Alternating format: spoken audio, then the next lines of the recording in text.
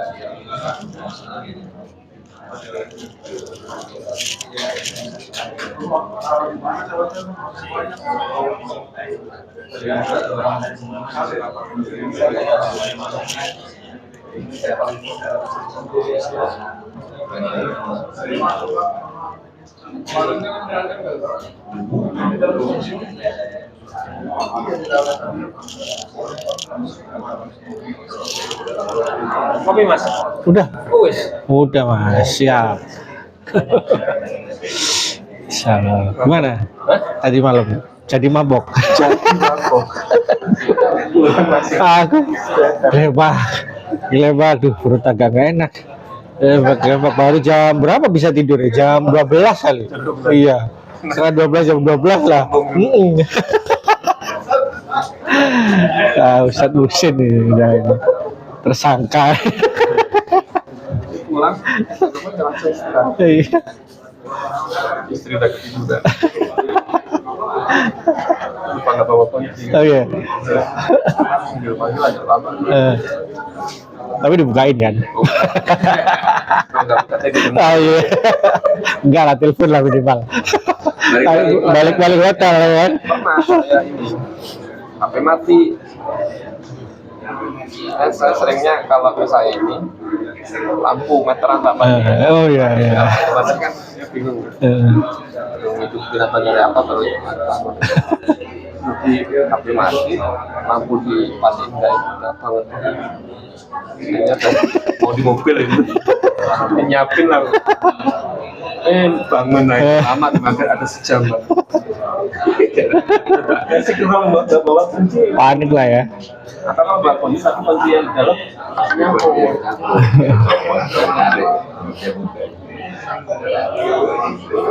Makan di mana Mas? Di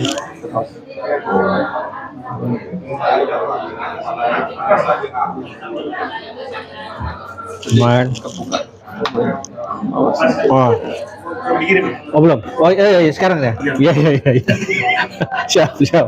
Oke. Ternyata ininya beda, lebih detail ya. Iya, memang saya tambahin itu kan, ditambah-tambahin. Iya betul. Kan tadi udah mau izin. Aku modifikasi. Karena anak belum masuk Lebih dalam ini, tekniknya gitu. Iya. Iya. Oh jadi gitu. Kalau kemarin umum banget jadi Mas tadi itu kan, Mas umum banget. Langsung data tuh bisnisnya apa? Ini apa? Ini. Iya, ngejar waktu lah kan Bapak kan. Iya. Dan memang banyak studi kasusnya besar, jadi kurang Betul. Kurang inline gitu ya. ya mau KM. Ada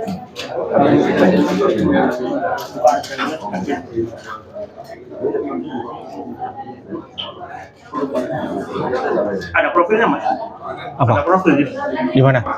Ada video profil? Di Hayu? Laptop? Iya. Nggak ada. Video profil sama Hayu.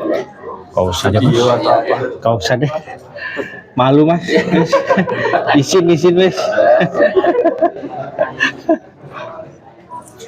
Itu tadi ada yang aku hapusin ya mas ya, karena itu apa namanya detailingnya Hayu lah gitu. Yang aku hapus yang detailingnya Hayu, tapi yang lain masih ada.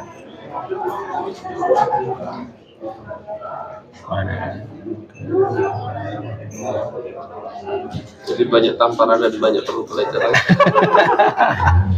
Utamaku. Ya itulah mas, yang hampir kayak semalam lah kan ya. Ya itu kan banyak kayak semalam pembahasannya kan kurang lebih. Ya itu sih yang aku lakuin, itu udah nggak kemana-mana lagi gitu. Itu yang aku lakuin dari 2017 sampai sekarang, ya itu udah. Emang udah gitu sih. Ya aku rasa salah gitu. Iya. Salah mau apa ini?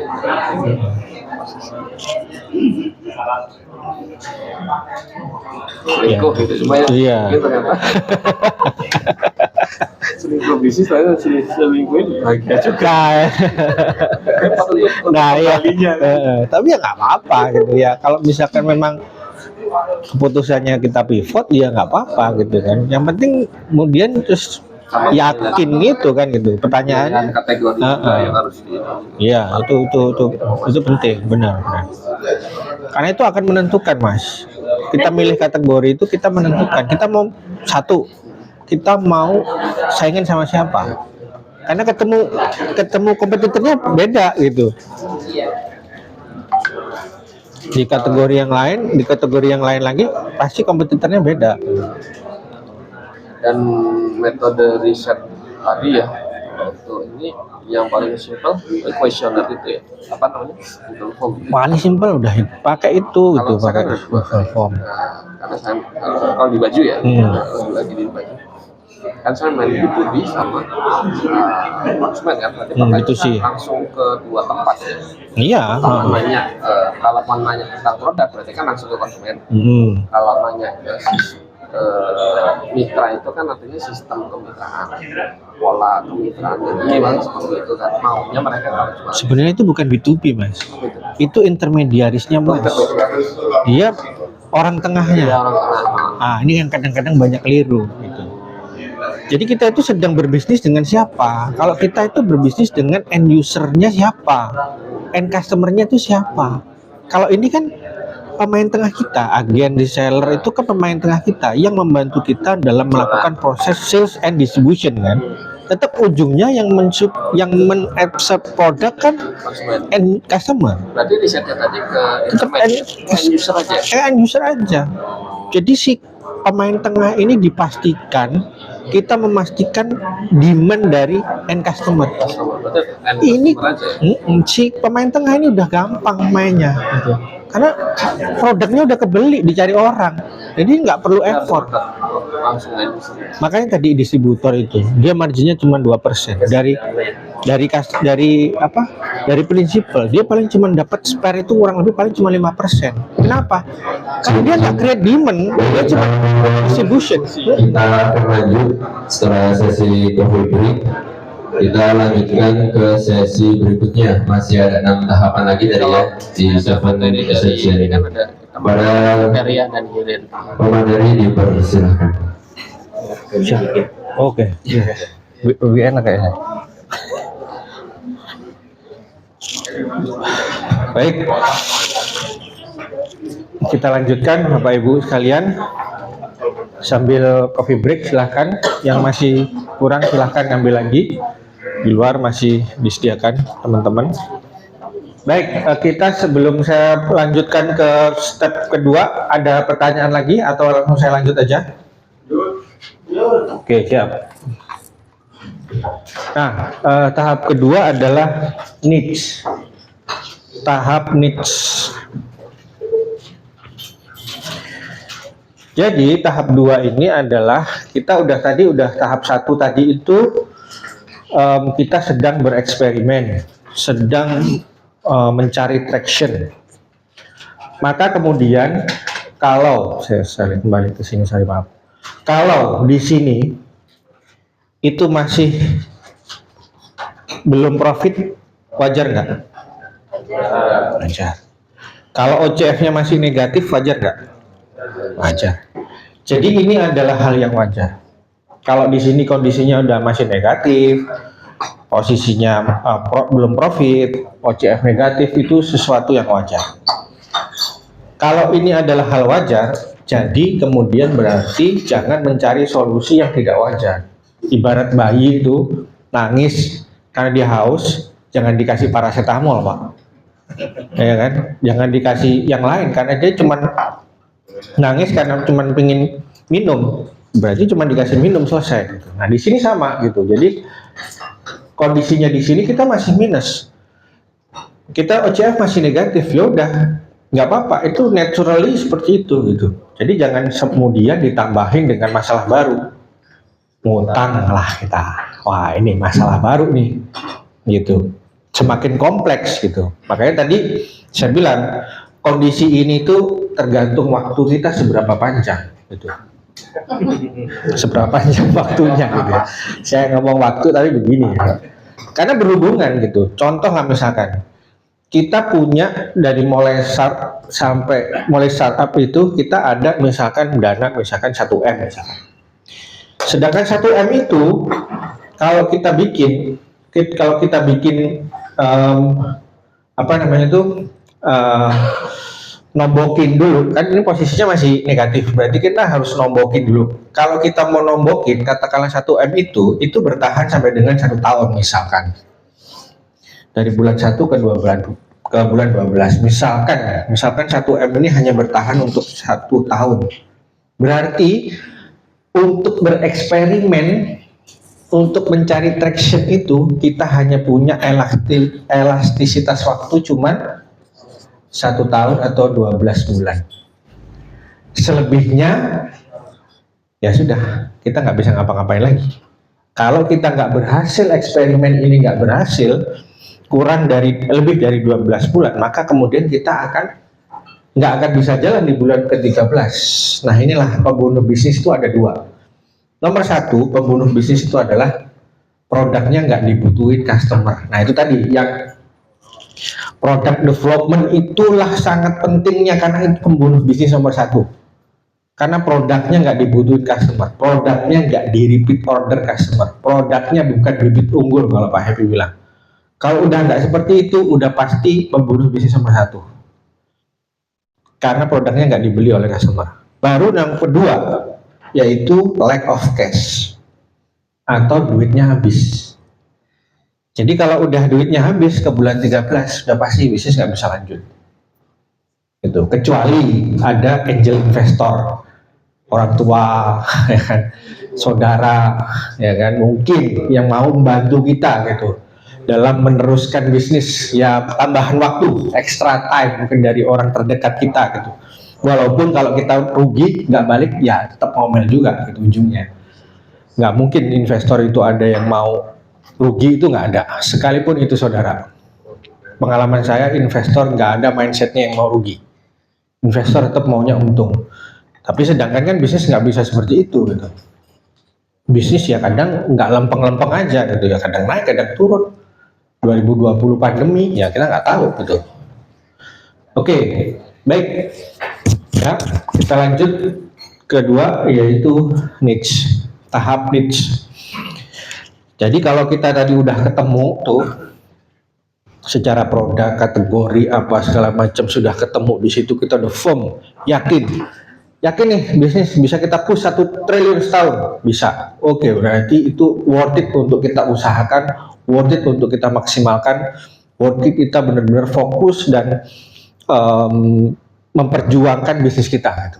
Tapi kalau nggak bisa, wah kayaknya susah, wah ini repot nih gitu. Jadi mungkin bisnisnya sedang sunset tadi gitu ya, kita perlu cek lagi gitu ya, bisnis kita di mana. Tapi kalau bisnis kita ternyata saat ini sedang sunrise, kemudian kalau kita benchmark kompetitor nasional banyak banget, dan kemudian kita lihat di IDX mereka omsetnya ternyata puluhan triliun juga, berarti bisa tuh mereka. Kalau mereka bisa, kenapa kita tidak? Insya Allah kita juga bisa gitu kalau mereka bisa. Asalkan kita yakin, nih tauhidnya harus kuat dulu gitu. Kalau kita nggak yakin dengan bisnisnya kita sendiri, wah ini udah repot nih. Karena pasti kita bisa leverage, kita bisa macam-macam itu karena keyakinan diri kita. Kalau kita nggak yakin, udah repot. Oke, next sudah nih, yakin bisnisnya udah bisa di leverage, udah bisa digedein. Produk kategori udah tepat, produk desain udah bener, nggak salah milih tadi Milamian tadi, itu tuh produk desain maksudnya ya, bukan cuma visualnya aja. Baru sekarang kita ngembangin dari sisi pasar gitu. Kita pilih sudut pasar yang memberikan keuntungan terbanyak gitu. Nah nanti kita juga akan bahas tentang 3 pertanyaan fundamental, kemudian hukum 80-20. Dan semakin dalam Anda menggali, semakin banyak Anda bisa menjual. Itulah kurang lebih insight-nya dari tahap kedua.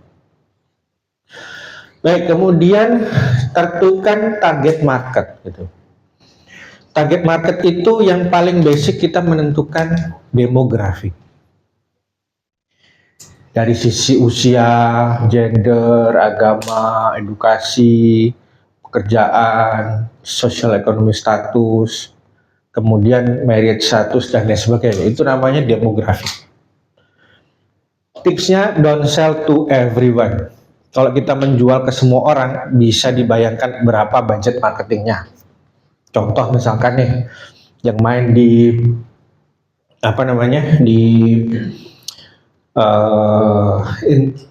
internet marketing, ya digital marketing. Kalau kita ngiklan tuh, kalau kita udah siapapun jual ke siapa, kira-kira budgetnya bagaimana tuh? Bengkak kayaknya, boncos lah ya, bengkak. Dan makanya perlu kita demografi. Kita perlu menentukan target market. Bisa dari di sisi demografi, bisa juga dari sisi geografik, di mana dia tinggal, di perkotaan, di pinggir kota, di desa, di mana dan lain sebagainya. Itu bisa kita framing lagi berdasarkan geografik. Kemudian bisa kita frame lagi berdasarkan fisiografi, psikografi, dan behavior. Nah ini yang paling tepat sebenarnya. Karena nantinya ketika kita bisa framing target market kita berdasarkan psikografi, itu demografik dan geografik sudah nggak relevan lagi akhirnya. Nanti akan ada contohnya Pak. Siapa target marketnya Ayu? Nah, setiap target market itu menghadapi permasalahan yang berbeda, memiliki perilaku berbeda dan membutuhkan pesan yang berbeda. Kemudian cari tahu persoalan kesulitan terbesar mereka, ya kan? Cari tahu kenapa mereka membeli dari Anda. Kemudian kita dari sini semua itu bisa menghindari inefisiensi. Jadi kita harus menemukan ideal target market kita. Ini quotes dari Pak Happy, orang yang berusaha menjual produknya kepada siapapun tidak akan bisa menjual kepada siapapun. Nah ini yang sudah tadi saya singgung di step 1 tadi, bahwa kita perlu insight customer. Kita perlu survei. Kita perlu melihat otak kepalanya customer itu seperti apa mikirnya tentang produk dan jasa kita.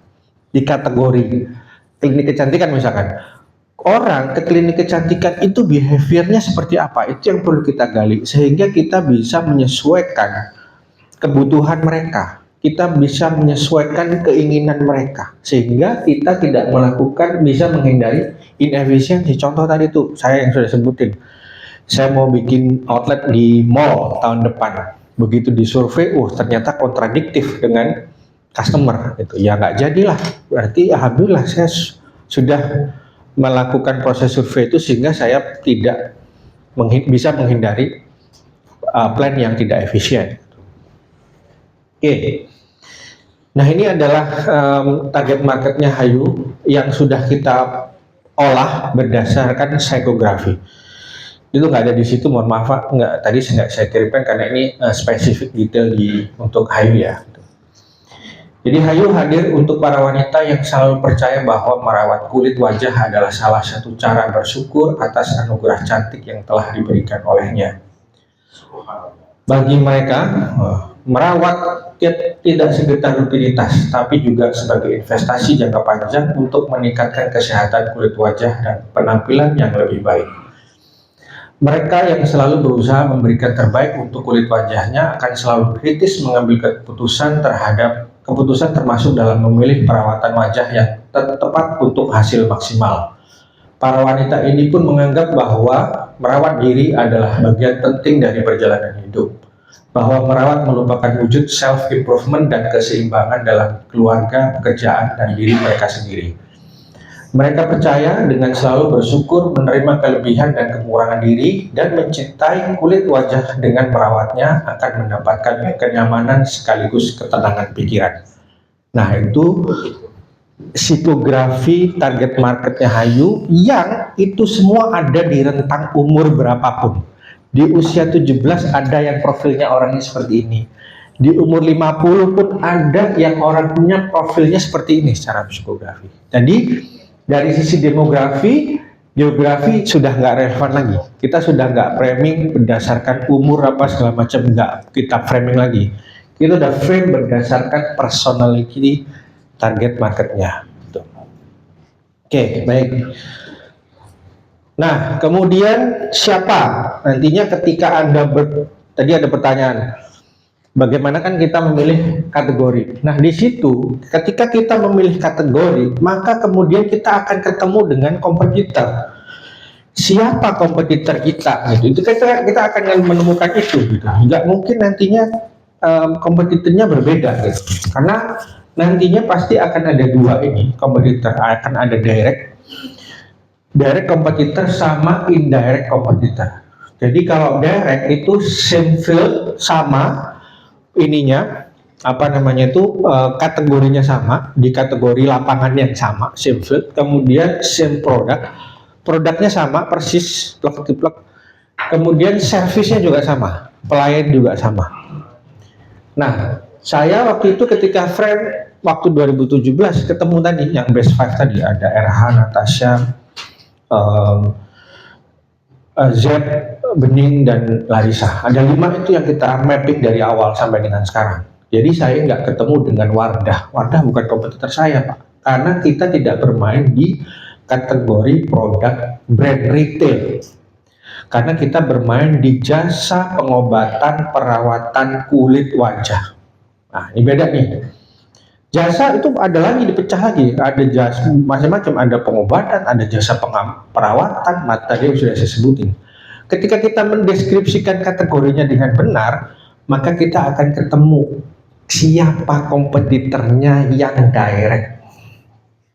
Direct kompetitornya siapa? Oke, saya tanya kira-kira jebakan Batman. Kira-kira Mas, kompetitornya direct siapa?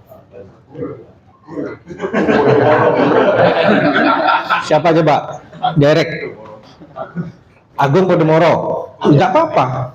Citraland. Ya. Agung Podomoro. Cek IDX-nya berapa itu omsetnya mereka. Nah, mereka bisa berapa triliun tuh kira-kira? Berarti Mas Fakih juga harus bisa berarti. Agung Podomoro, Citraland, ya, coba cek IDX-nya. Tuh. Itu kan ketemu pasti kompetitornya gitu. Nah, memilih kompetitor itu kalau kita kembalikan kepada visi bisnisnya. Visi bisnisnya mau size skalanya seberapa? Kalau kita cuma mau skala Lampung, ya pastinya akan ketemu dengan direct kompetitor skala Lampung. Tapi kalau kita mau skala size bisnisnya nasional, maka kita juga akan ketemu direct kompetitorsnya yang skala nasional. Maka kemudian ini bergantung lagi balik kepada visi kita, sebesar apa visinya. Nah gitu. Jadi direct kompetitor siapa? Kemudian ada indirect kompetitor. Indirect itu adalah different fields, ya, beda nih, bentuknya beda lah. kategorinya beda, bentuknya beda, tapi kurang lebih produknya sama dan pelayanannya juga kurang lebih sama. Dari sisi produk dan service kurang lebih sama. Contohnya saya nih, berarti indirect competitor saya itu adalah Wardah. Wardah itu adalah produknya kurang lebih sama, menyelesaikan masalah customer yang kurang lebih sama, tapi bentuknya beda. Yang satunya produk, yang satunya klinik. Nah, pasti beda bentuknya. Itu namanya indirect competitor. Oke. Nah, ini Pak Happy yang di tiga pertanyaan fundamental itu Pak Happy kasih note ya. Kompetitor mengajarkan kita banyak hal tentang target market yang kita ingin garap. Gitu. Kompetitor menunjukkan kelemahan dan kekuatan kita. Kompetitor membantu kita dalam menumbuhkan pasar. Kompetitor menunjukkan di mana target market kita berada.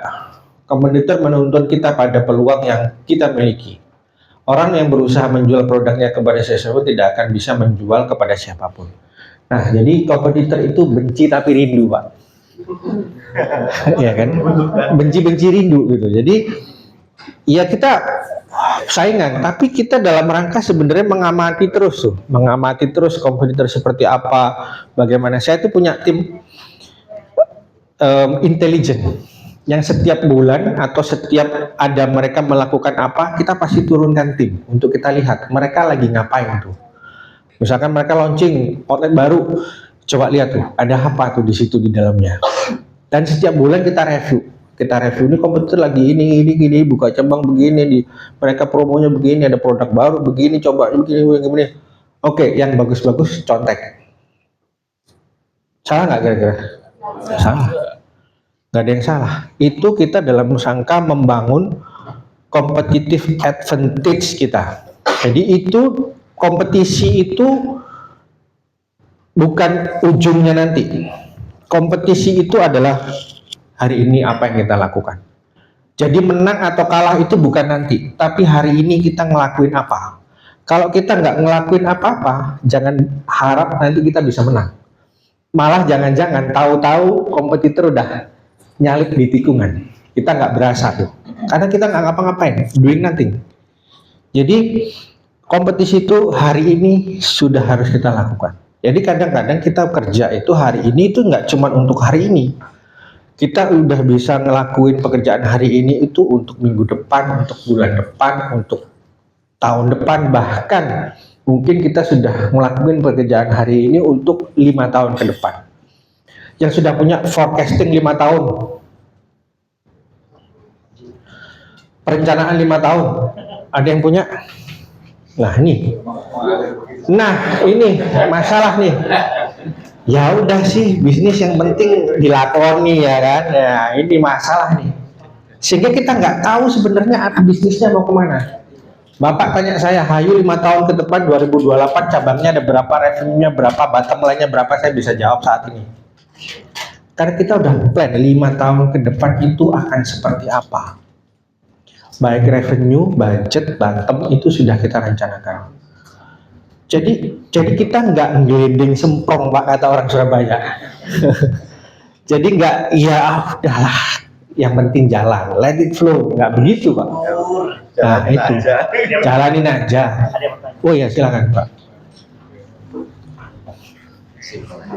Ya. Oke. Terima kasih atas kesempatannya. Ya. Sebenarnya kita ini kalau bisa dibilang di pendidikan, kita bergerak di bidang pendidikan. Sebenarnya kalau 5 tahun lagi itu sudah dibuat. Kadang ya kita ini kan sekolah lembaga pendidikan itu kan dapat cash flow, dapat uang ya dari siswa masuk. Kalau kita sudah bikin program 5 tahun ternyata ya siswanya nggak signifikan gitu kan. Akhirnya ya cuma jadi data aja, cuma jadi program aja dan tidak terlaksana gitu. Apakah emang setiap tahun kita edit lagi, oh gantilah ini yang lebih realistis, atau ya kita harus punya big dream nih. Kalau tercapai juga ini. Oke, baik, good question, Pak. Jadi kalau di kami itu plan 5 tahun,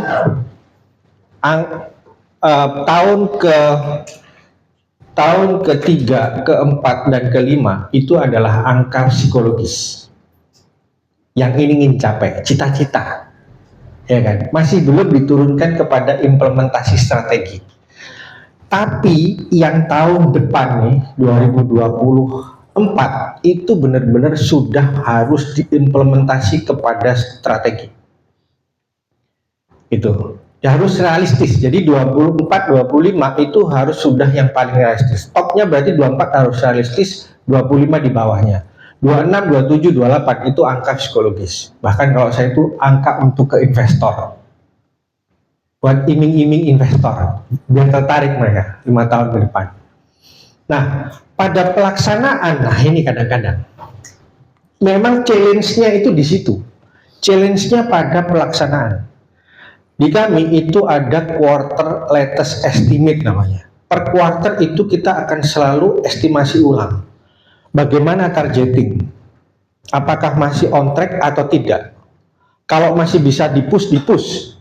Ditambahkan, oh ini masih ada range, masih ada ruang untuk kita push lagi, tambah berarti. Kalau ternyata kita nggak bisa nih, ada sesuatu yang mengganjal apa segala macam, maka kita akan rasionalisasikan untuk kita turunkan. Jadi target itu sifatnya dinamis sekali. Tapi Pak, bukan berarti kemudian kita bisa otak-atik itu terus kemudian bisa seenaknya kita turunkan, nggak bisa juga. Karena kalau di kami sudah ada investor yang mana kami di setahun sekali itu RUPS Pak. RUPS setiap Januari RUPS. Pada RUPS ini kita udah menentukan berapa top line-nya atau revenue, kemudian kita tentukan bottom line. Bottom line berapa margin profitnya. Ini kita presentkan ke investor. Karena investor kan nantinya bagi hasilnya dari sini, dividen ya, dari dividen. Jadi kalau nantinya ini nggak tercapai, nah udah itu menjadi kredibilitas kita sebagai business owner, sebagai direktur. Kalau kita sebagai direktur, berarti kita dipertanyakan, oh gimana katanya profit 1M, kok ternyata cuma 500? Kamu kerja nggak nih, gitu kan? Bisa bertanya begitu si investor gitu. Kalau kemudian kita nggak bisa menyampaikan angka yang sudah dipertanggungjawabkan. Nah itu bedanya Pak. Bisnis kalau sudah ada lengkap secara corporate, ada komisaris, kemudian ada pemegang saham, itu kita udah nggak bisa main-main Pak. Tadi bilang ya udah kita targetkan terus bisa nguap, wah nggak bisa nguap tuh Pak, karena kita setahun sekali ketemu investor Pak. Malu Pak kemudian kalau kita nggak capai targetnya, kemudian dividennya nggak sesuai yang dijanjiin, malu Pak. Jadi udah nggak bisa main-main lagi gitu. Kalau masih belum ada pihak lain mungkin ya memang itu bisa jadi ya udah keserah-serah dua lah ya. Waduh sekarang 10M, wah nggak bisa nih ternyata cuma 2M, ya saya enak aja gitu kalau saya nggak ada pihak lain gitu. Kalau udah pihak lain nggak bisa begitu gitu. Oke, gitu ya Pak ya. Baik, saya lanjut. Nah, ini ada kompetitor kita. Kompetitornya Hayu, itu bahkan udah mapping di mana tuh mereka berada. Itu kita mapping, ada Hayu, RH, Natasha, Zep, Bening, Larissa. Ini ada 5 kompetitor kita. Dan kita udah mapping, mereka mayoritas masih ada di Jawa. Jadi sampai dengan 2028, ekspansi kita masih akan hanya di Jawa, tidak akan keluar Jawa. Karena ini kompetitor semua ada di Jawa semua Pak. Gitu, jadi kita udah sampai ke sana mappingnya untuk kompetitor. Gitu. Oke, baik. Lampung paling kecil ya. Lampung belum ada Pak. Iya, ini satu, ini ada punyanya siapa ini ya di sini satu. Ada tapi Pak di sini Pak. Ada Natasha ada, Bening ada. Oke. Nah, value, price is what you pay, value is what you get. Nah, value apa yang Anda tawarkan kepada customer gitu.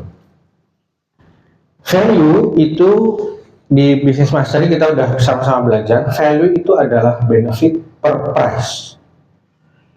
Jadi value itu adalah benefit dibagi harga.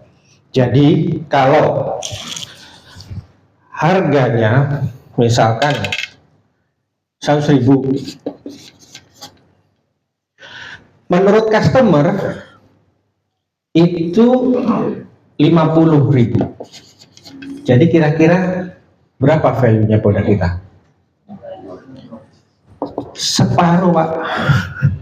Jadi ini mengenaskan, Pak. Karena value kita ternyata lebih rendah daripada harganya. Yang benar value kita harus lebih tinggi daripada harganya. Kita jualan 100.000, itu harus harganya berarti value-nya harus di atas 100.000. Itu yang benar. Karena nantinya nggak ada istilahnya mahal atau murah, itu nggak ada. Yang ada itu adalah harga yang sesuai dengan asumsi customernya. Nggak ada mahal dan murah, itu nggak ada. Harga itu adalah yang paling sesuai dan relevan dengan saya sebagai customer. Bagi saya, misalkan bagi saya kopi kenangan itu bagi saya itu sangat murah. Karena dari value-nya apa segala macam saya cocok. Saya rela membayar itu 50.000, saya rela karena menurut saya value-nya di atas 50.000. Bagi saya Starbucks itu kemahalan lah, cuma begitu doang. Nah, jadi beda. Jadi mungkin saya bagi Starbucks mungkin saya bukanlah target marketnya. Jadi nggak ada produk itu yang mahal atau lebih murah, itu nggak ada. Yang ada adalah relevan dengan value-nya. Nah, jadi bagaimana? Nah, pertanyaannya biasanya begini: bagaimana kita mengukur value dari produk kita? Apakah produk kita ini lebih mahal? Apakah lebih murah? Balik lagi, Pak, survei. Hanya itu yang bisa menjawab.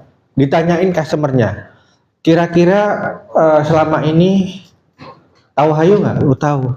Bagaimana menurut kamu harga dan lain sebagainya? Oh, affordable. Oh, mahal banget ternyata.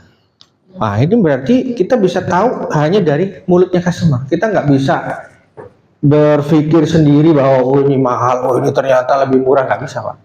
Kita harus tahu benar-benar dari testimoninya customer seperti apa. Oke, itu ya value, menjaga produk, harga atau value ya benar berarti.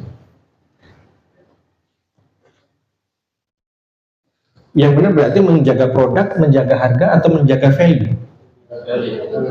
Nah, yang kita utamakan adalah menjaga value. Biarkan dulu value-nya itu kita tambahkan terus. Coba contoh nih, Pak. Vivo pertama kali masuk Indonesia harganya berapa? Vivo handphone itu bukan Vivo ya, Vivo. Vivo itu yang dulu pertama kali masuk Indonesia harganya berapa? 1 juta lah ya, 1 juta, anggaplah 1 juta. Waktu itu Samsung harga berapa, Pak? Anggaplah 3 juta lah ya. Dia Vivo itu 1 juta, Samsung 3 juta. Tapi pelan-pelan, Pak, dia produknya dia kembangin, fiturnya dia kembangin, benefitnya dia kembangin, terus dikembangin. Sekarang sampai dia harga berapa? Ya let's say mungkin 2 jutaan lah ya, gitu. Atau 3 juta lah gitu. Samsung udah di harga berapa? 5 juta.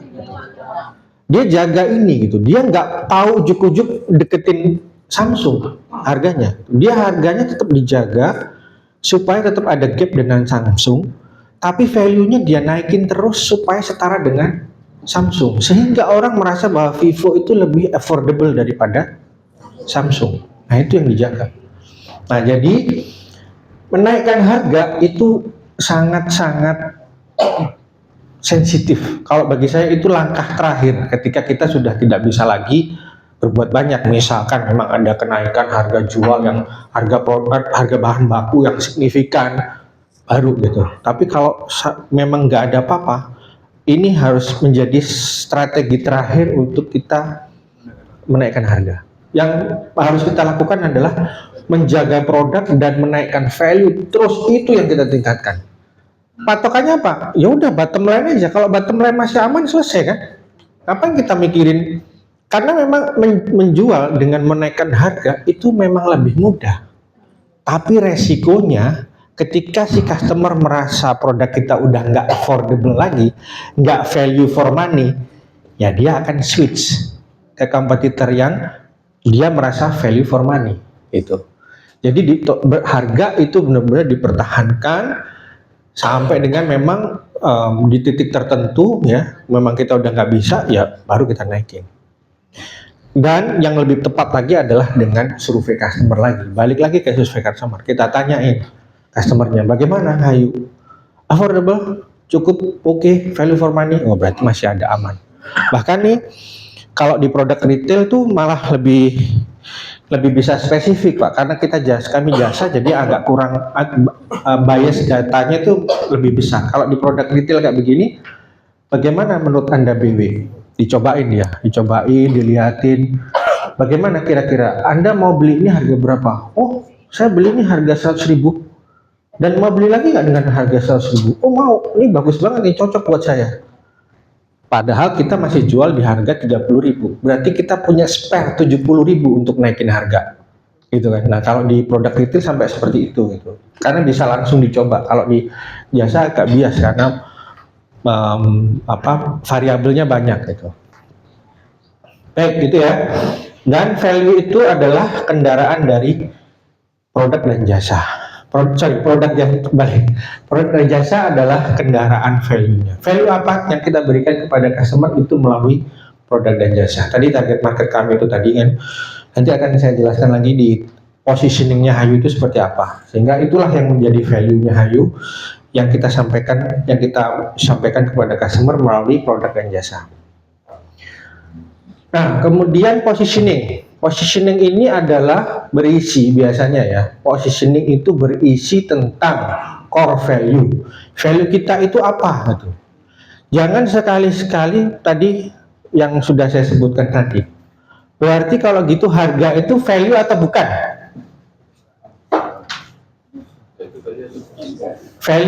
Harga itu value atau bukan? Iya. Bukan. Value atau bukan, ayo? Bukan. Yang jawab bukan kenapa?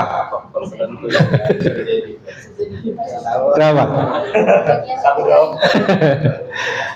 Jangan jadikan harga itu sebagai core value kita gitu. Oh, paling murah sedunia akhirat, wah jangan Bu. Karena nggak ada harga itu nggak ada yang murah dan mahal, itu nggak ada gitu. Yang ada adalah yang relatif, yang relevan dengan customernya gitu. Jadi jangan jadikan harga itu sebagai value gitu. Sebagai fitur dan benefit boleh. Harga paling murah selamanya misalkan, bisa cek misalkan, itu menjadi fitur benefit gitu. Jangan dijadikan value utama gitu. Ya. Kemudian positioning itu biasanya akan berisi tentang fitur dan benefit gitu. Positioning ini adalah fitur benefit utama yang bisa kita pakai gitu ya. Jadi fitur utama yang kita pakai biasanya. Nah, kemudian target market, kepada siapalah target market kita menjual. Nah, disinilah ketemu diferensiasinya sehingga ketemu positioning. Jadi positioning adalah bagaimana Anda membedakan produk dan jasa Anda di benak prospek Anda. Contoh, ayo, menjaga dan merawat kesehatan kulit wajah adalah salah satu cara untuk bersyukur atas anugerah darinya. Merawat juga sebagai bentuk investasi untuk mendapatkan kulit cantik di semua usia. Hayu sebagai klinik pengobatan dan perawatan kecantikan kulit wajah, ini kategorinya, berkomitmen membantu wanita yang ingin berinvestasi meningkatkan kecantikan namun tak ingin menyalahi fitrahnya.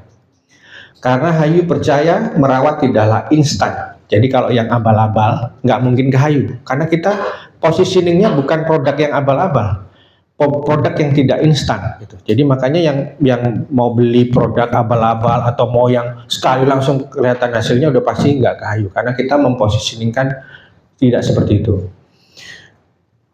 Dengan perawatan yang tepat dan dilakukan secara konsisten, maka akan mencapai hasil optimal untuk jangka panjang. Filosofi Hayu terletak pada kombinasi metode perawatan yang ampuh dan teruji, serta diterapkan oleh tim dokter ahli. Hayu menjadi solusi bagi mereka yang ingin meningkatkan kecantikan kulit wajah dengan perawatan yang paling efektif, aman, dan hasilnya mulai terlihat sejak perawatan pertama. Ditujukan untuk para wanita yang selalu bersyukur dengan menerima kelebihan dan kekurangan diri, namun ingin tetap menjaga kecantikan yang telah diberikan olehnya, agar cat kulit wajah selalu sehat, cerah, dan tampak awet muda kini dan nanti. Invest in your originality. Nah, itu positioningnya. Jadi kalau kita sudah punya nih, kita udah punya bagaimana cara kita membedakan dengan customer, sehingga kemudian nantinya kita berkomunikasinya jelas seperti apa, message yang dibangun seperti apa, produk desainnya juga akan seperti apa. Gitu. Ini saya di sini kita bicara bahwa produknya paling efektif tapi aman dan terlihat sejak perawatan pertama. Nah, kalau kita nggak bisa mendeliver itu pada produk desain, udah salah. Jadi ini turunannya adalah kepada produk desain. Bagaimana nantinya kita bisa men-create produk yang bisa efektif dan udah kelihatan di ketika perawatan pertama. R&D memastikan itu. Marketing kasih insight ini, R&D akan memastikan itu. Dia akan research, dia akan mencari produk yang sesuai dengan positioning. Kalau nggak sesuai, udah pasti nggak dipakai. Nah, gitu contoh implementasinya kepada produk desain. Oke, lanjut. Krisisnya di sini. Nah, kalau udah ketemu tadi itu semua ketemu. Nah, di sini barulah kemudian terjadi over demand. Ini bukan problem nih Pak, stres tapi seneng Pak, ya kan? Ini stres tapi happy Pak, itu. Happiness stressful nih, over demand. Wah, ini udah permintaan udah banyak gitu kan. Kemudian udah full capacity, kita udah kapasitas sudah penuh gitu kan. Saya ingat Pak dulu di awal-awal tuh 2017, saya masih kantor di outlet. Itu saya tanya front office saya, "Mana? Ada customer hari ini?" "Belum ada lagi Pak." Bayarin orang nganggur lagi hari ini. Dan itu mentality itu udah harus kita persiapkan juga tuh Pak gitu kan. Saya mendingan pusingnya begini Pak daripada pusing gak ada orderan, beneran. Asli Pak. Ini lebih menyenangkan, stresnya lebih menyenangkan daripada stres nggak ada orderan gitu. Jadi ini over demand udah full capacity. Nah, di sini kita udah merasakan bahwa semua aspek operasional kita itu sudah bekerja maksimal. Nah, di sini kita juga sudah bisa ngeklaim bahwa how to operate kita itu sudah bisa, how to sales kita udah bisa berhasil, dan how to operate kita juga sudah bisa berjalan gitu. Tapi pada akhirnya ada validasi lagi gitu secara bisnis gitu. Ketika di sini sudah kelihatan, di sini sudah over demand, berarti kan secara sales tuh kurang lebih akan seperti ini modelnya.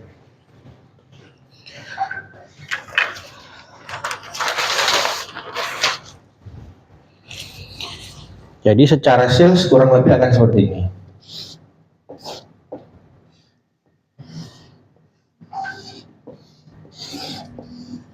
Ya, jadi kalau ditarik garis lurus itu lebih asik gak dilihat, enak ya. Nah, ini pasti naik nih. Grafiknya udah naik gitu setahun. Ini grafiknya udah kelihatan masih naik. Nih, jadi salesnya sudah secara grafik udah naik. Gitu. Ya, jadi di sini kita udah secara sales tadi udah kecapai, traction juga sudah kecapai, udah over demand, udah full capacity.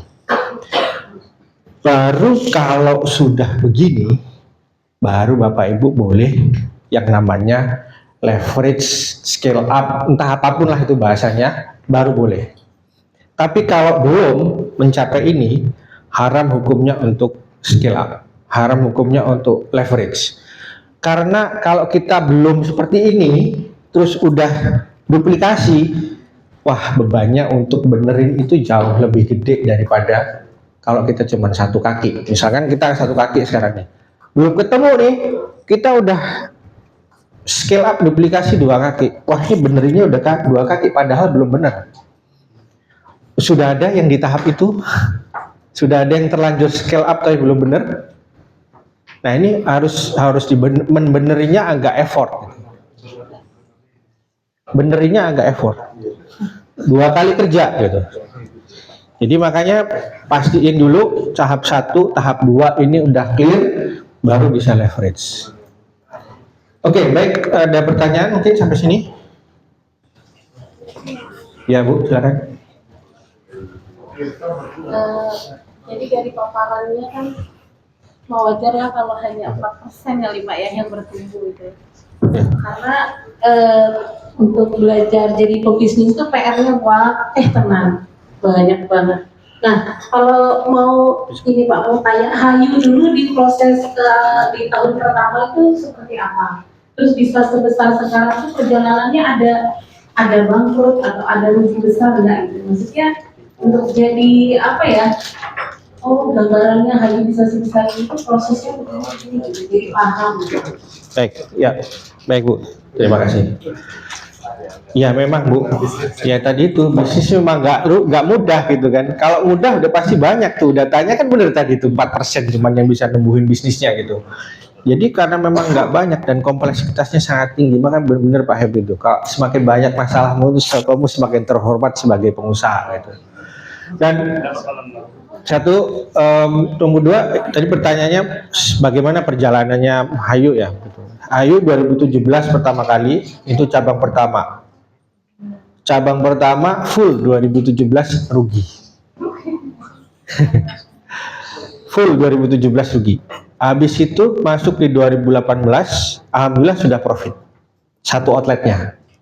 Kemudian kita langsung bikin outlet kedua dengan investor, dengan teman-teman investor, tapi pastikan sudah profit dulu, baru sama investor. Kalau belum proven tadi, belum profit, itu namanya bukan ngajakin untung, Pak, tapi ngajakin boncos bareng-bareng gitu kan. Jadi udah profit nih, baru saya berani ngajakin teman-teman untuk bikin outlet kedua. 2018 kami outlet kedua, Sidoarjo. Secara outlet pertama udah profit, tapi secara konsolidasi dua outlet kami masih rugi 2018. 2 tahun rugi. Jadi ya bahasa Surabaya itu nyusoni 2 tahun kami Hayu itu. 2019 baru alhamdulillah baru profit 1%. Profitnya 1%, coba. Kemudian pandemi udah profit, alhamdulillah profit walaupun waktu itu kena pandemi, dan sampai dengan sekarang juga kami udah alhamdulillah profit terus, tapi masih 1 digit. Belum pernah ngehit 2 digit. Kenapa? Karena memang kami sekarang ini fokusnya adalah di top line. Bagaimana revenue itu grafiknya benar-benar dari tahun ke tahun itu seperti ini. Nggak boleh begini. Kami targetkan itu agresif terus peningkatannya, tapi terukur ya, terstruktur. Jangan sampai udah naik, tapi nggak down to earth gitu, nggak bisa. Ini harus ada serangkaian metode dalam memforecast sales itu benar-benar harus rigid gitu, sehingga harus applicable, harus achievable gitu. Kalau nggak achievable, nanti timnya pusing Bu, timnya nanti stres. Gimana nih target nggak ada bisa tercapai gitu. Tapi terlalu gampang juga mereka terlalu santai nanti gitu. Jadi benar-benar yang challenging tapi achievable. Nah, kita push tuh sekarang di top line-nya, bagaimana pertumbuhan top line-nya bisa agresif. Kita masih mengorbankan profitability-nya sambil step by step kita benerin terus bagaimana profitability-nya bisa meningkat. Gitu Bu. Berarti Hayu itu dari awal dibuka udah ini ya, maksudnya tersistem gitu. Jadi dari keuangan udah clear, perekrutan SDM clear gitu ya Pak? Betul. Saya 2016 belum ada siapa-siapa, itu yang saya hire ada 2 orang. Satu finance accounting, satunya HR yang bantu saya dalam develop system. Dalam mendevelop sistem, mendevelop organization development, membuat job description, business flow dan lain sebagainya, itu saya dibantu teman HR. Tapi itu walaupun belum full ya, nggak full dia cuma human resource development, HRD. Tuh, sama accounting yang pertama kali ada di saya. Kenapa? Karena saya mau duit saya keluar pada detik pertama Hayu itu kemana dan buat apa. Jadi harus tertulis jelas sampai dengan mulai dari pertama sampai dengan sekarang. Itu. Baru kemudian yang lain sebagainya. Itu Dikit aja. Ya. Tadi di tahun pertama katanya belum profit tuh. Ya. Belum profit itu sebenarnya karena kemakan oleh marketing, biaya marketing, atau apa yang membuat yakin ini dipertahankan ini? Wah, ini akan besar ini. Nah. Apa hanya keyakinan Ya. imannya seorang owner aja? Nah, cocok nih Pak, iman dan strategi gitu ya. Tetap harus dikombin gitu Pak. Pertanyaannya bagus sih Pak. Jadi di pertama, intinya kenapa tidak profit? Karena biayanya lebih besar daripada revenue-nya. Udah simpel itu aja. Revenue-nya lebih kecil daripada biayanya kalau dibalik. Jadi biaya lebih besar daripada revenue-nya. Ya, bingung kan? Nah, jadi intinya biayanya lebih tinggi Pak daripada revenue-nya. Pasti rugi gitu kan. Itu intinya kenapa rugi gitu. Nah, tapi yang membuat kita yakin adalah grafik ini. Yang mana ketika kita tarik, ini grafiknya naik. Jadi secara growth itu ada, walaupun secara biaya belum tercover. Tapi sales itu naik terus, gitu. Kalau kita tarik grafiknya naik, sehingga kita yakin di situ. Tidak hanya iman, tapi kita yakin betul bahwa ini bisa bertahan gitu, dan bisa bertumbuh karena kita melihat grafik sales itu naik, volume naik, absorpsi terhadap produk dan jasa juga naik, walaupun memang masih belum bisa cover biayanya, gitu Pak. Nah gitu jawabannya Pak. Oke baik, ada lagi? Kan grafiknya itu kan ada sales, ada aset ya Pak ya? Sales aja nih Pak, ini grafik sales aja. Sales aja yang difokus ini. Iya. Kalau aset, Kan pasti itu kan di neraca Pak, tempatnya. Tempatnya di neraca, jadi nggak nyambung antara laba rugi dengan neraca, itu nggak terlalu nyambung. Nanti nyambungnya dia masuk di biaya penyusutan. Jadi aset itu menjadi biaya penyusutan di laba rugi, tapi tidak secara langsung dia direct berhubungan dengan laba ruginya gitu. Jadi yang kita kalau di awal nih, karena kan tadi kita fokusnya di how to sales sama how to operate nih. Ya udah yang dipelototin ya laba rugi itu yang dipelototin, bagaimana sales itu aja terus gitu. Sama biaya gitu. Oke, itu kira-kira. Ya, silakan Bu. Bu di belakang dulu. Assalamualaikum warahmatullahi wabarakatuh. Assalamualaikum warahmatullahi wabarakatuh. Oke Pak, di sini aku mau tanya karena cukup menarik juga ya, di tahun 2018 ini kan Bapak bilang baru profit ya, dimana di tahun pertama itu masih rugi. Nah, sedangkan di tahun kedua ini Bapak sudah berhasil menggait investor gitu. Yang mau aku tanya, investornya itu siapa? Apakah memang kerabat dekat? Yang kedua adalah bagaimana teknologinya? Seperti itu. Baik. Jadi tahun 2017 saya rugi, tapi 2018 itu sudah mulai untuk outlet pertamanya. Jadi bahan yang kita angkat kepada investor ini adalah provennya outlet pertama ini.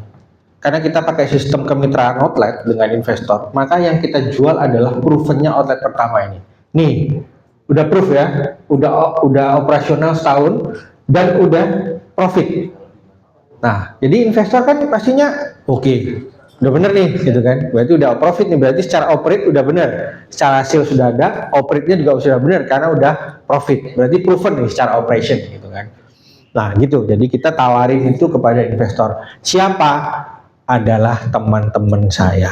Jadi itu adalah pastinya itu adalah circle terdekat dengan kita. Yang mana mungkin waktu itu teman-teman saya tawarin begini, bisnis ini. Oh ya udahlah, yang penting saya tahunya kamu nih berapa.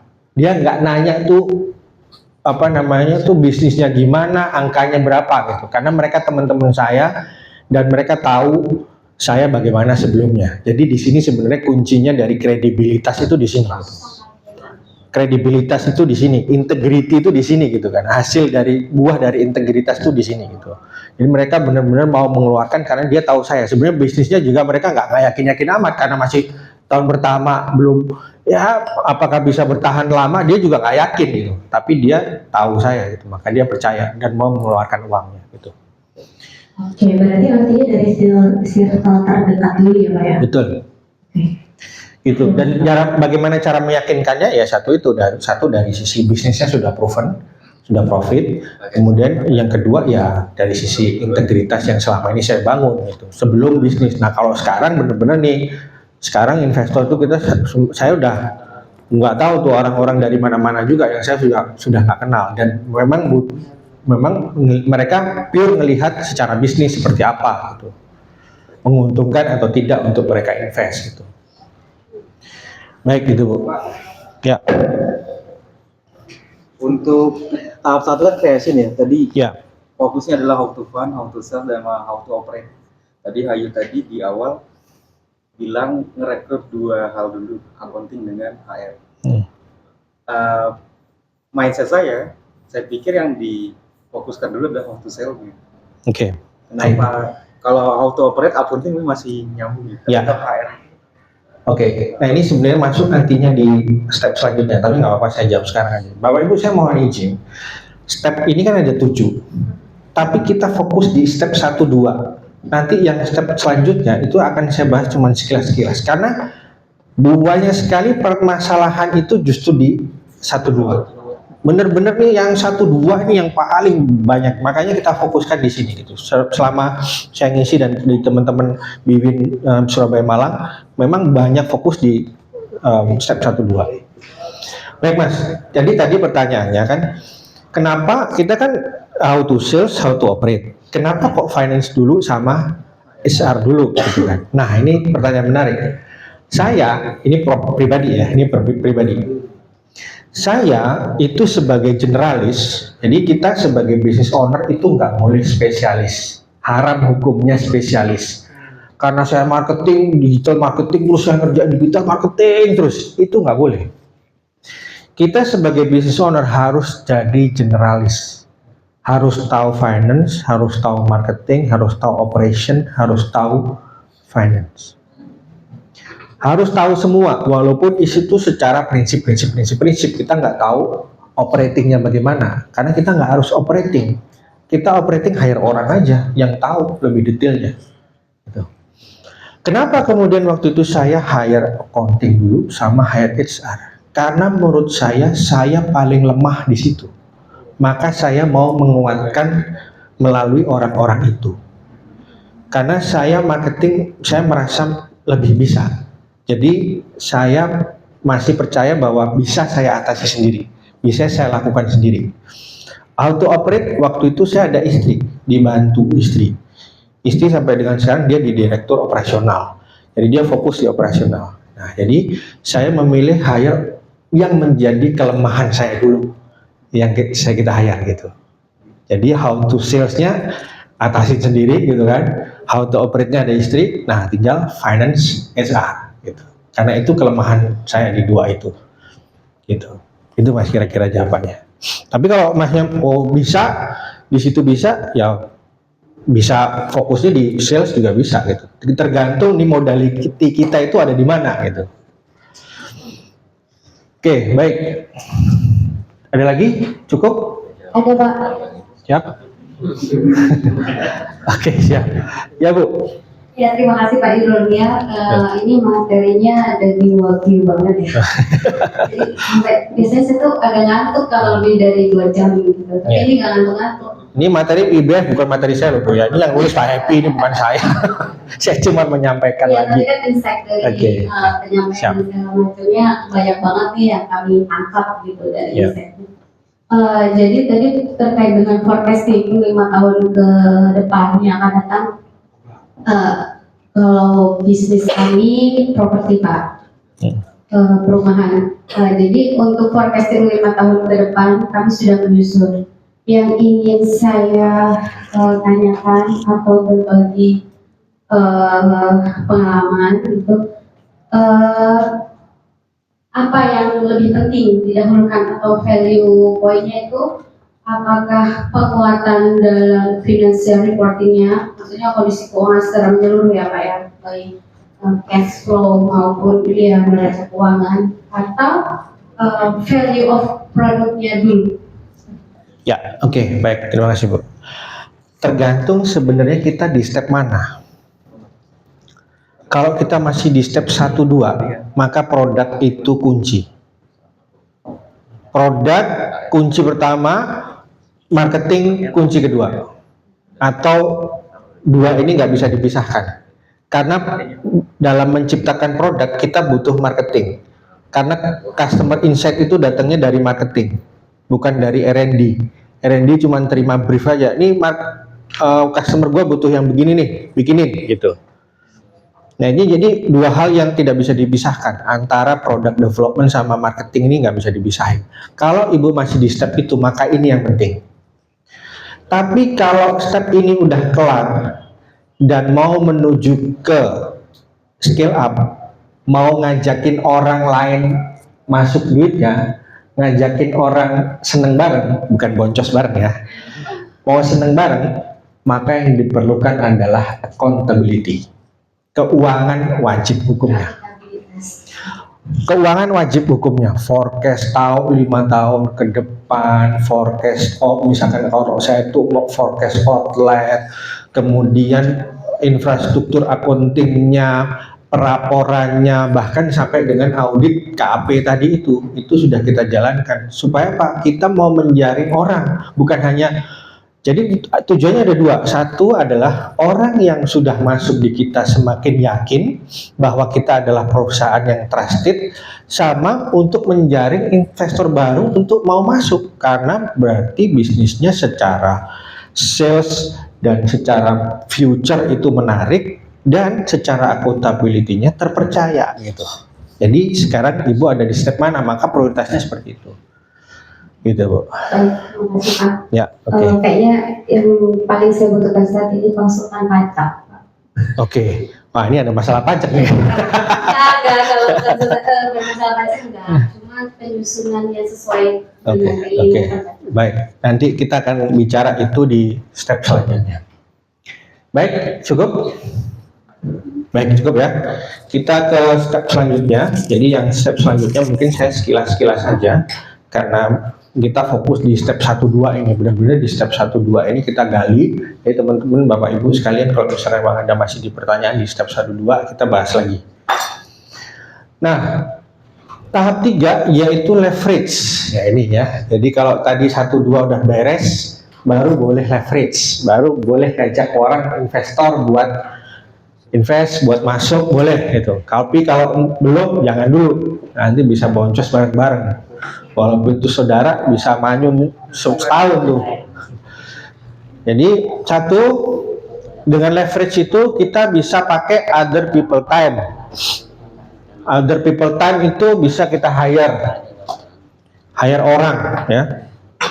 Mungkin di situ kita udah nggak bisa lagi. Dulu saya masih pertama-tama ya jadi semuanya gitu. Jadi CEO, Chief Everything Officer. Ya jadi kepala outlet, ya jadi marketing, ya jadi karena belum ada orangnya marketing, ya semuanya gitu saya lakukan gitu, yang nggak ada, yang nggak bisa dilakukan orang lain, nggak ada orangnya ya saya lakukan gitu. Terus kemudian seiring waktu, wah sudah ada 2 outlet, nggak bisa nih saya jadi kepala outlet, maka kemudian saya harus hire orang untuk mengkontrol outlet-outlet yang ada. Nah ini namanya other people time gitu, atau waktunya orang lain gitu. Jadi kita bisa hire orang-orang yang membantu kita. Tadi itu pilihannya gitu. Kalau saya lebih memilih meng-hire orang yang mana itu menjadi kelemahan saya gitu. Saya meng-hire orang yang akan bisa menutupi kekurangan saya gitu. Gitu. Kemudian other people money, ini investor ya, investor tadi itu yang sudah saya ceritakan teman-teman saya. Kemudian ada OPN, other people network. Nah ini salah satunya kuncinya kita di IBF kan adalah dengan melakukan networking satu sama lain gitu. Jadi kita bisa tanya, punya ini nggak, punya itu nggak, punya ini nggak, dan seterusnya. Gitu.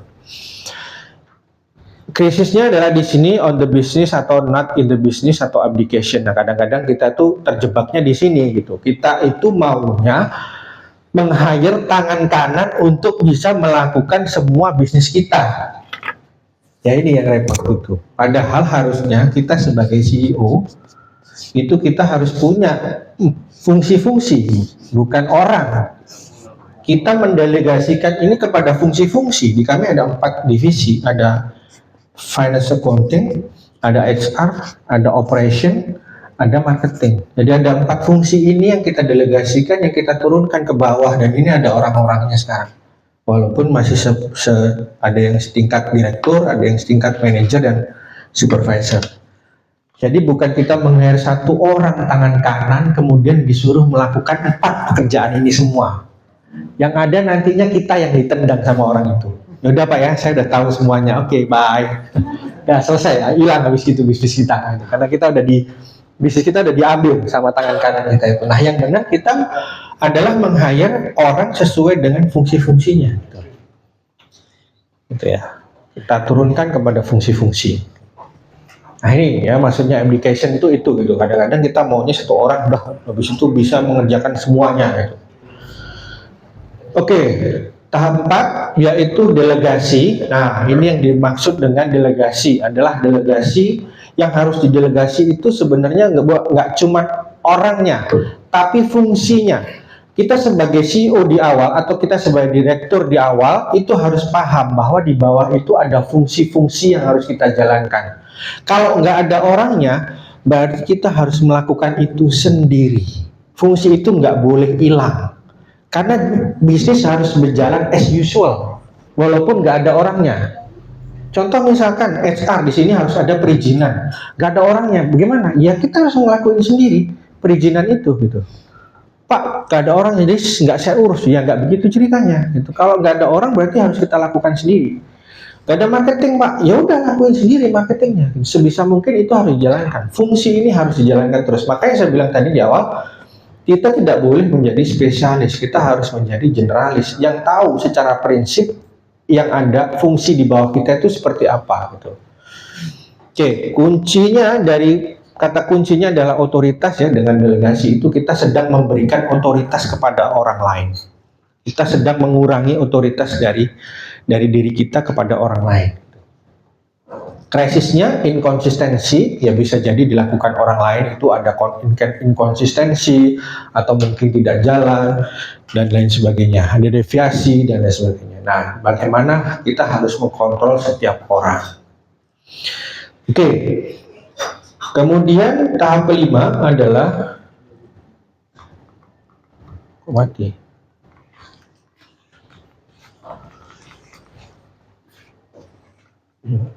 Ya, systemize. Jadi ini yang kadang-kadang kita itu tidak mau gitu. Tapi itu tidak bisa kita hindari.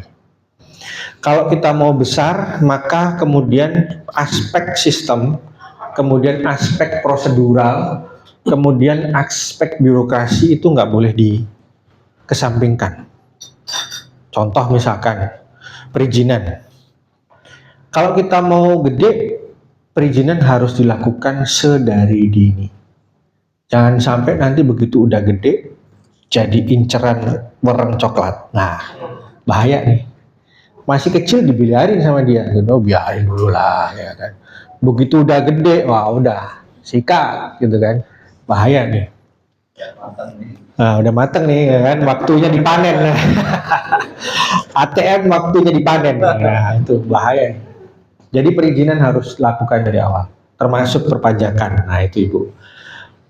Saya tuh bukan penganut pemecah perusahaan yang kemudian supaya saya tetap di bawah 4,8 M setahun. Jadi dipecah-pecah nih, wah, pecah-pecah banyak itu akhirnya. Apa itu namanya? Badan usahanya banyak gitu. Diakalin biar kelihatan kecil terus. Ya bisa sih, tapi sampai kapan kucing-kucingan gitu kan? Kalau mau gede nggak bisa. Ada dua hal yang tidak bisa kita hindari dalam hidup ini. Kematian dan pajak. Pasti kena gitu. Nggak bisa nggak, pasti kena. Nggak dari kita kenanya, bisa dari supplier lah, dari mana aja bisa tuh. Jadi harus kita pastikan itu semua harus bisa berjalan dan tidak ada yang tidak sinkron dengan peraturan yang ada di negara kita ini gitu. Kalau kita mau gede, kalau kita nggak mau gede ya mungkin, tapi sampai kapan kita mau kucing-kucingan gitu.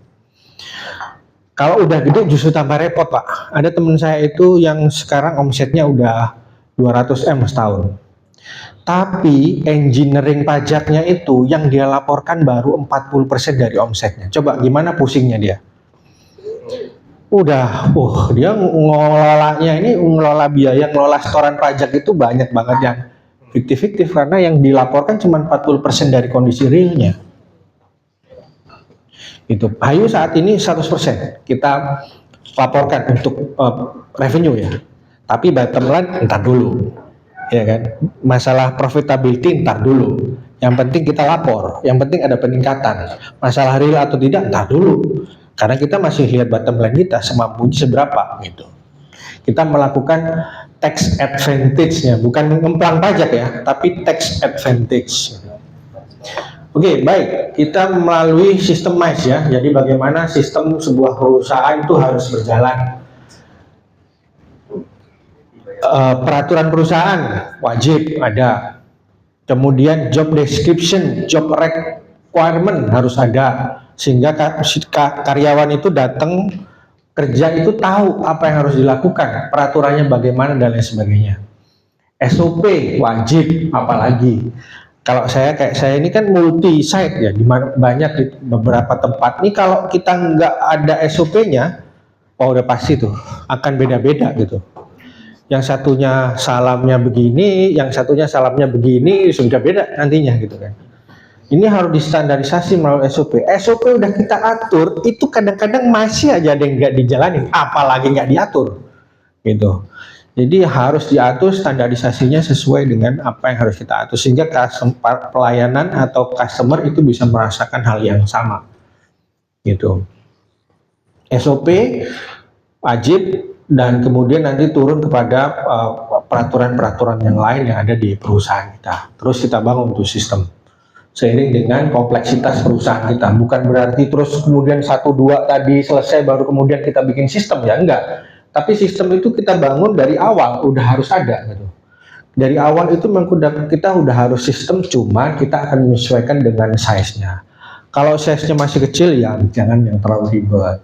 Tapi yang penting ada dulu. Nanti dikembangkan terus, dikembangkan dan seterusnya. Oke. Kemudian culture ya, ini adalah culture budaya perusahaan, bagaimana perusahaan itu punya budaya kerja di dalam kerjaan, dalam perusahaan itu ada budaya dalam kita bekerja. Ini justru kalau di Hayu nih, justru ini yang kita pampang pertama kali ketika kita melakukan proses rekrutmen. Ketika kita proses rekrutmen, yang kita tunjukin dulu ke calon itu adalah visi, misi, dan corporate culture. Nih loh, Hayu, corporate culture-nya kayak gini. Mereka yang cocok akan melanjut, yang nggak cocok pasti minggir. Nah, itu sebagai filter awal untuk orang-orang yang masuk sesuai dengan culture yang kita punya. Gitu. Oke, kemudian tahap ketujuh adalah entrepreneurial. Ini kata Pak Happy udah ilmu hitam ini ya. Ini udah ilmunya udah goib lagi, ini udah ilmunya lebih tinggi lagi gitu. Karena ini berkaitan dengan melihat masa depan, menyesuaikan dengan perubahan, kita ngelihat opportunity dan lain sebagainya. Wah, ini prosesnya dan itunya juga harus sangat panjang nih pembelajarannya gitu. Saya juga nggak terlalu menjelaskan detail di sini. Oke. Jadi total tadi kita sudah ketemu ada 7 tahap ya, essential, ada creation, niche, leverage, delegation, sistemasi, culture, dan entrepreneurial. Bukan berarti 7-7-nya ini kemudian dilakukan satu persatu, enggak, tapi ini bisa jadi dilakukan juga sudah bersamaan di depan, cuman mana yang lebih dominan, kita sedang di step mana gitu. Contoh misalkan mungkin perusahaan yang sudah 5 tahun ke atas itu mungkin fokusnya adalah di leverage dan di systemize, gitu, delegasi dan systemize di sini mungkin gitu. Fokus utamanya atau isu utamanya mungkin ada di sini gitu. Tapi perusahaan yang masih nol, startup menuju creation mungkin ada di sini 1-2 ini di creation dan niche gitu. Baik, membangun dan menumbuhkan bisnis pertumbuhan terjadi dalam tahapan ya. Sukses Anda kemarin tidak menjamin sukses Anda hari ini. Ada jenis masalah normal abnormal mengancam jiwa gitu ya. Nah, jadi tadi kayak yang di fase 1 tadi mengalami kerugian, OCF-nya negatif, itu hal yang wajar gitu. Itu masalah wajar. Jadi nggak usah panik. Contoh tadi saya 1 tahun, 2 tahun, 2017, 2018 masih minus, dan itu ya hal yang wajar karena kita masih melakukan proses eksperimen dan lain sebagainya. Baik, itu Bapak Ibu yang bisa saya sampaikan. Mungkin ada pertanyaan sebelum saya tutup. Ya, silakan Bu.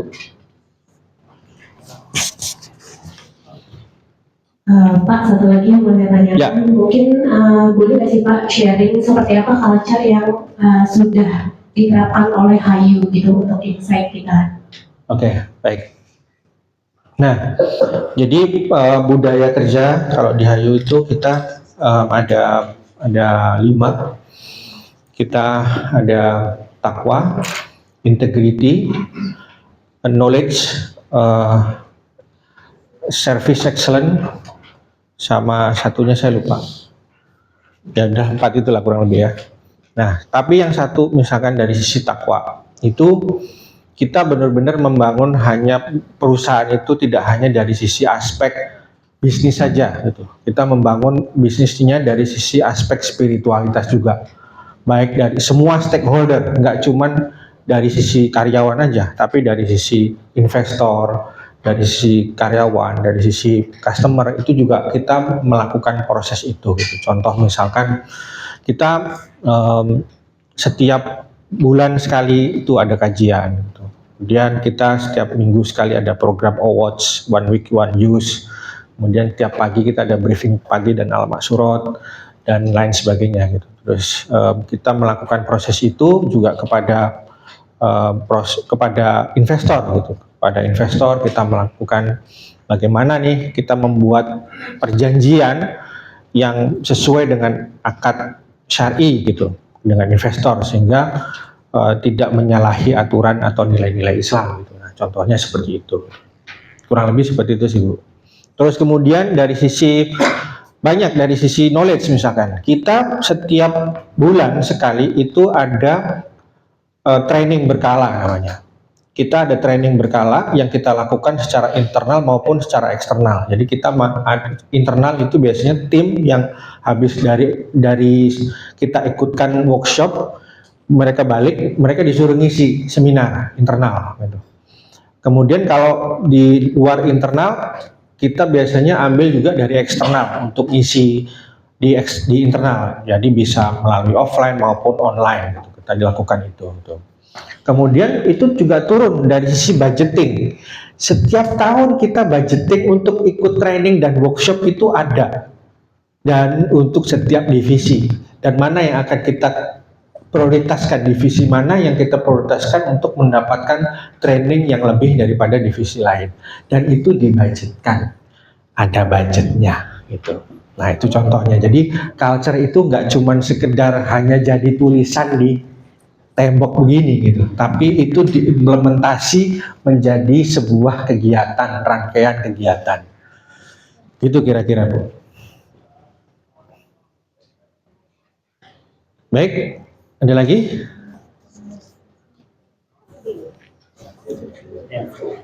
Oh siap. Assalamualaikum warahmatullahi wabarakatuh. Waalaikumsalam warahmatullahi wabarakatuh. Ya Mas, ini saya mau tanyakan tentang value-nya si HAYU. Itu untuk mendeliver ke customer itu medianya atau tekniknya seperti apa ya Mas? Oke. Satu, untuk mendeliver value kepada customer adalah melalui produk dan jasa. Itu pasti, itu nomor satu harus dari situ. Kita turunkan dari situ. Tadi saya ceritain tadi, analogi gampangnya ya.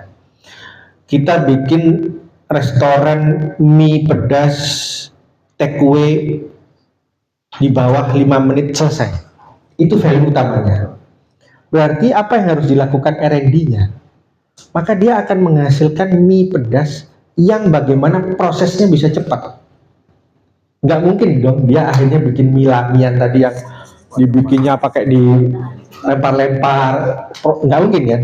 Dia pasti bikin produk yang secara processing bisa cepat.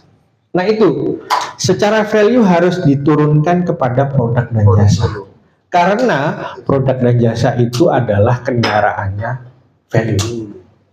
Di kita tadi itu saya ada produknya ampuh dengan efektivitas yang tinggi.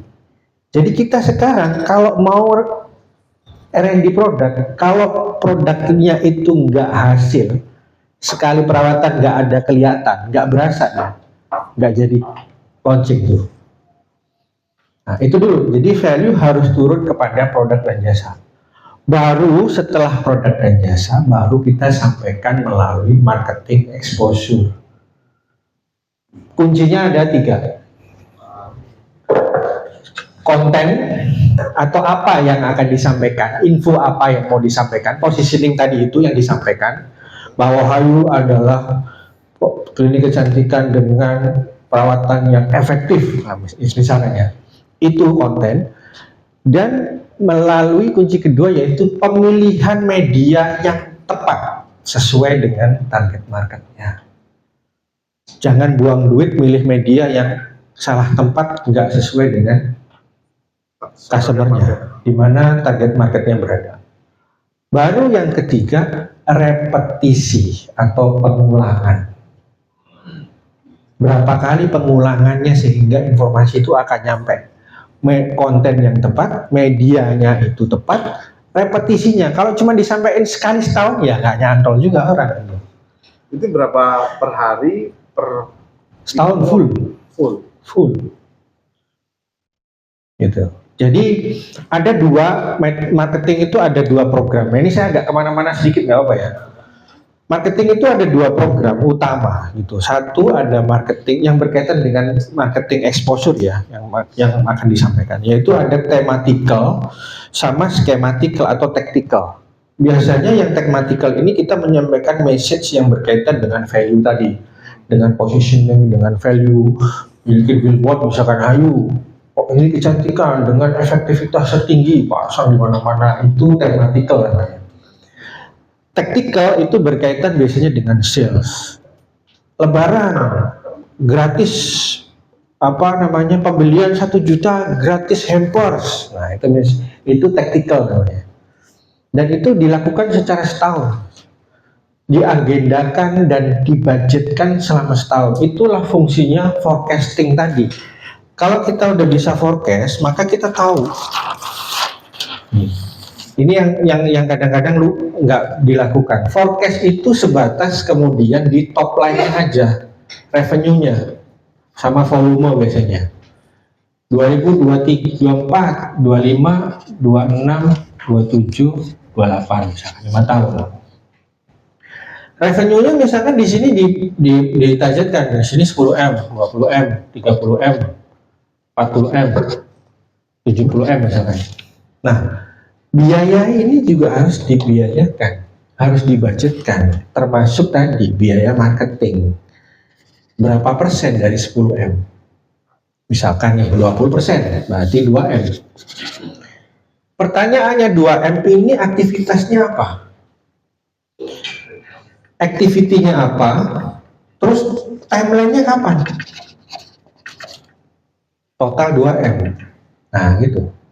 Jadi ini harus direalisasikan biaya, kemudian setelah biaya diturunkan kepada action plan, baru bisa jalan. Kalau nggak bisa turunkan sampai dengan action plan, ya udah, akhirnya menggelinding semprong tadi itu kata orang Surabaya, gitu kan. Yang penting jalan, gitu. Marketing tidak terkonsep dan tidak terprogram, gitu. Karena nggak ada budget, nggak ada activity plan, nggak ada timeline, gitu. Oke, menjawab ya. Siap. Baik, ada lagi Bapak Ibu? Siap.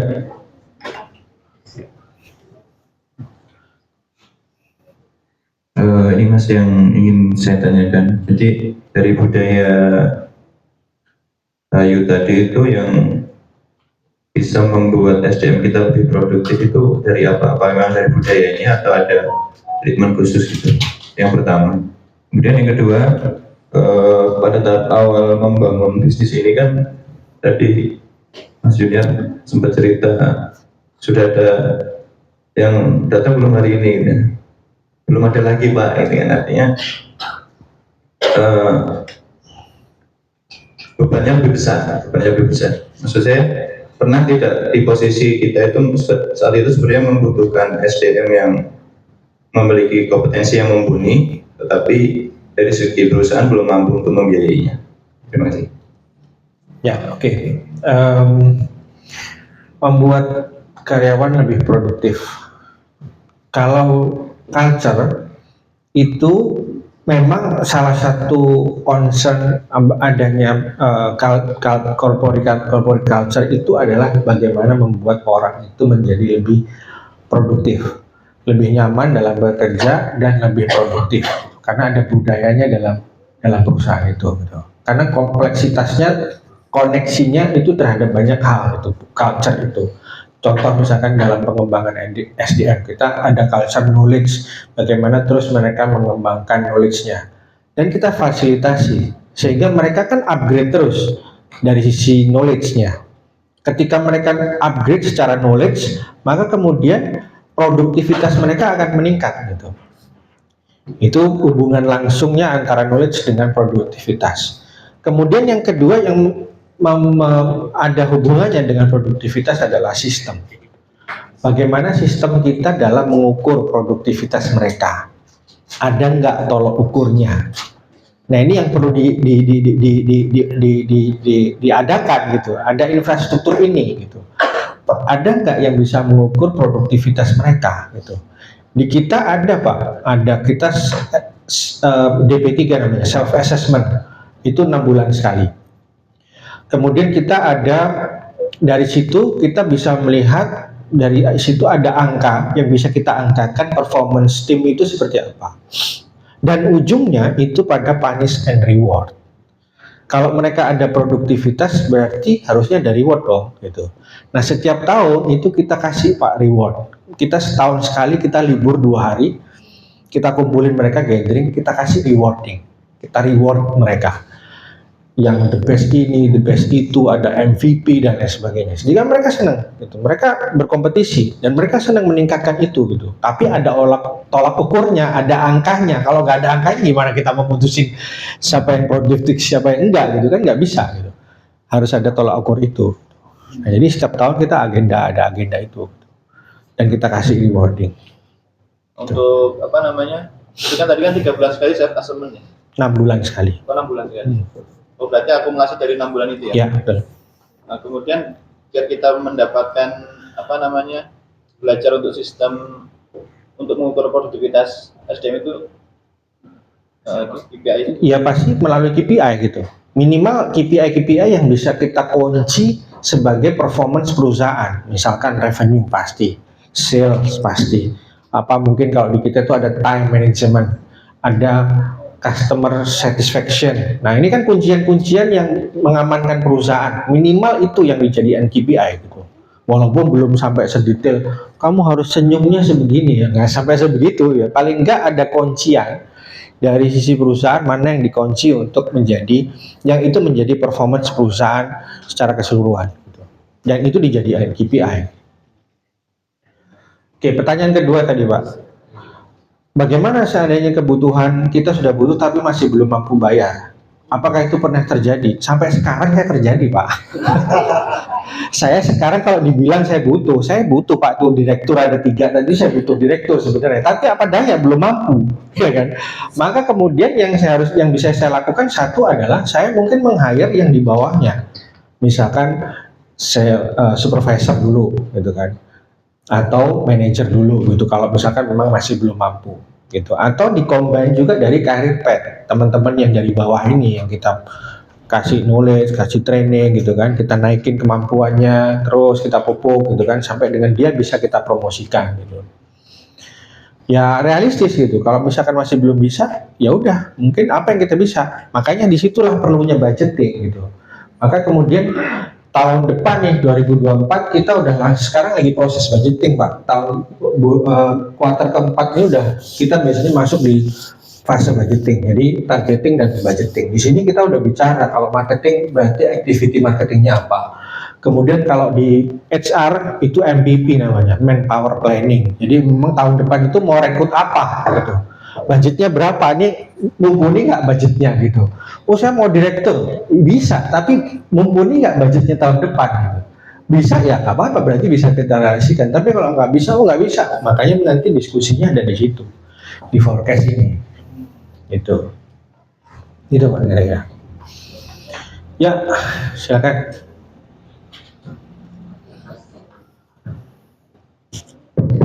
Assalamualaikum warahmatullahi wabarakatuh. Waalaikumsalam warahmatullahi wabarakatuh. Pak curhat dong. Siap. Ya gimana? Jadi usaha saya itu kan sebenarnya ada di retail olahraga Pak. Oke. Jadi menjual berbagai macam perlengkapan olahraga. Tapi dari pengalaman dari 2017 sampai dengan tahun 2020 setelah pas COVID, olahraga itu kan sebenarnya kalau buat saya nih kayak modalnya itu terlalu banyak karena banyak banget kayak futsal, kayak soccer segala macam.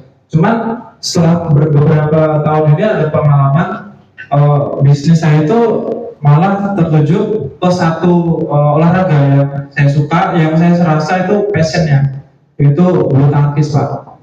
Bulu tangkis saja itu untuk saya itu modalnya bisa keseluruhan dari yang tadinya saya jual soccer segala macam, akhirnya habis ke bulu tangkis saja. Nah, toko saya itu kan ada di kecamatan Pak, masih di kecamatan kan. Nah, pada waktu pandemi itu olahraganya naik, orang-orang banyak olahraga, akhirnya fokusnya ke bulu tangkis karena semuanya dilarang. Oke lah, saya fokus ke bulu tangkis. Nah, ternyata setelah saya fokus di situ, setelah pandeminya selesai, udah nggak terlalu ramai lagi. Tapi saya dari situ melihat peluang bahwa bisnis bulu tangkis itu punya ibaratnya sunrise lah. Maksudnya ke depannya itu banyak peminatnya gitu kan. Nah, kira-kira menurut Bapak apakah cocok nih saya meninggalkan yang sekarang ini yang di desa itu, saya beralih ke tempat yang memang peminat bulu tangkisnya itu lebih besar gitu Pak. Terima kasih. Oke, baik Mas, terima kasih. Nah, ini juga pertanyaan bagus gitu. Kadang-kadang bisnis itu bukan hanya butuh divergen atau dispesifikan, kadang-kadang mungkin juga butuh dikonvergen, diluaskan. Coba tanya kira-kira sekarang, ada nggak pemain nasional yang ngejual alat olahraga khusus bulu tangkis yang gede? Ada? Nah, yang gede banget nih, kalau saya lihat nih kan alat olahraga itu sekarang Sport Station, siapa lagi ya, Planet Sport, itu kan dia lebih ke aparel ya kan, bukan peralatannya gitu, tapi lebih ke aparel kan masih gitu. Nah mungkin itu gitu. Jadi kalau kita balik lagi kan ke tadi bahwa produk itu adalah separuhnya marketing gitu ya. Jadi itu yang harus kita pikirkan gitu. Kita coba survei lagi, balik lagi kepada survei. Orang yang butuh bulu tangkis itu seberapa besar kuenya, market share-nya seberapa banyak gitu. Orang yang butuh hanya barang badminton itu berapa banyak gitu. Atau mungkin kita bisa luaskan gitu. Kalau kita terlalu spesifik mungkin kita bisa luaskan. Apa aja olahraga yang ada raketnya misalkan. Misalkan nih, kita nggak tahu gitu ya, datanya seperti apa gitu. Jadi itu yang harus digali lagi. Makanya fokusnya berarti sekarang menggali produk dan jasanya gitu. Apakah memang perlu dispesifikan? Mungkin juga malah diperluas gitu untuk menambah jumlah kemungkinan customernya.